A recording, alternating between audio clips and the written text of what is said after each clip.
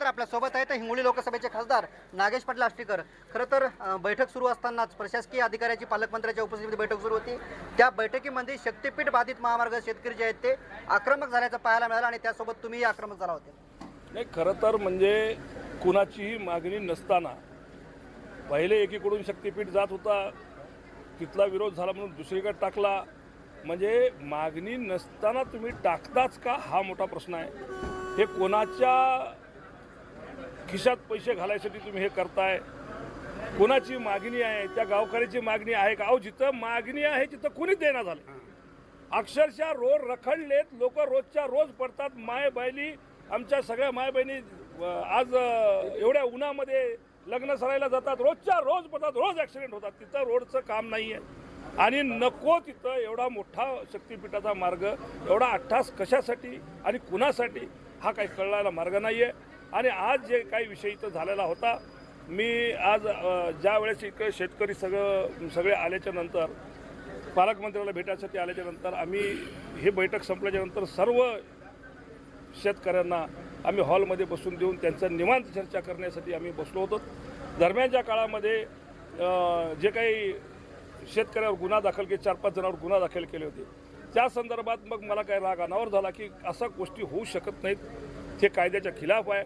अजून कुठली नोटिफिकेशन निघाली नाही आहे आणि कुठल्याही प्रकारची आचारसंहिता नाही आहे किंवा 4 लोक एकत्र जमावबंदीचा आदेशसुद्धा नाही आहे। असं असताना शेतकऱ्यावर गुन्हा दाखल काच करता तुम्ही, कोण्या कायद्याखाली करता, या संदर्भात मी थोडंसं आक्रमक झालो होतो आणि याही पुढे आक्रमक राहील। असे गुन्हे आम्ही नोंद होऊ देणार नाही आणि आमच्या शेतकऱ्यांच्या जमिनी बळजबरीनं कुणालाही बळकावू देणार नाही। मात्र कुठेतरी शेतकरी जे आहेत ते स्वतःच्या त्यांच्या न्याय हक्कासाठी एकत्र येत आहेत आणि असं असताना कुणाच्या सांगण्यावरून गुन्हे दाखल होत आहेत? नाही, हे संशोधनाचा भाग आहे की हे कुणाच्या सांगण्यावरून होत आहेत, पण कुणाच्याही सांगण्यावरून असो, जर असं जर कोणी करत असेल तर त्याचा तीव्र विरोध आम्ही करेल। आणि आज सुद्धा आम्ही सर्व शेतकरी बांधवांनी सगळ्यांनी सांगितलं की कायदा जरी हातात घ्यायचं काम पडलं तरी आम्ही मागं पुढं बघणार नाही, पण हा शक्तीपीठ हे आमच्या शेतातून जाऊ देणार नाही। नाही म्हणजे नाही, हे काळ्या दगडावरची रेग आहे, मग ते कुठल्याही स्तराला जावं लागेल, ते आम्ही जाईल।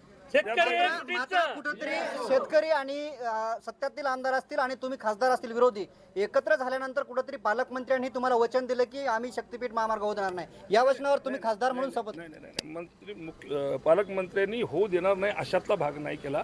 त्यांनी म्हणतात की मुख्यमंत्र्यांसोबत आम्ही बैठक लावू।